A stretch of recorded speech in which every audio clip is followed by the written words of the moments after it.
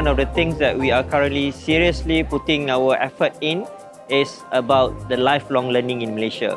So this is where we are looking into micro-credential, for example, academic bank credit, accreditation of prior experiential learning, and etc.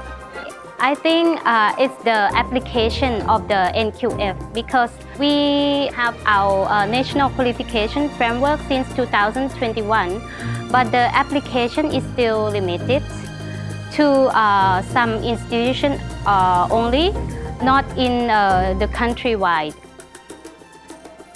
We learned that the challenges that we face, even though we are still in the early stage of post-referencing, are likewise encountered even by established EU countries. And we have learned so many recommendations which we can possibly adapt in resolving the challenges and the issues that we currently face.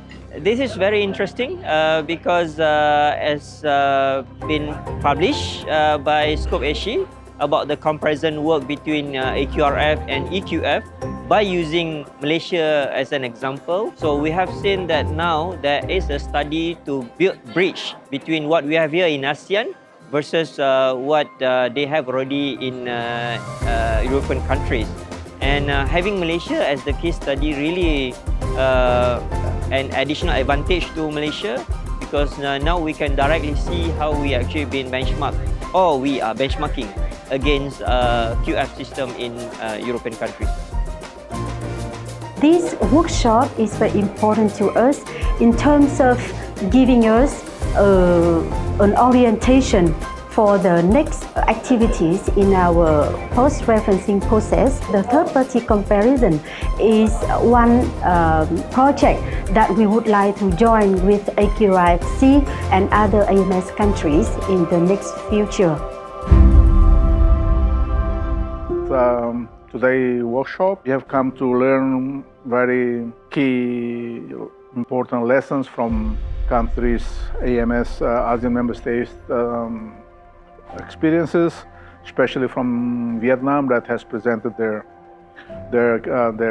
report that within the time span of 10 years from 2016 to 2025 and 26 they've managed to establish the NQF of Vietnam up to referencing. We're able to have a fully endorsed reference report. And also apart from this sharing of experience that we have got from Vietnam, we also got the opportunity to discuss with EU experts from Ireland, Italy, and also Poland.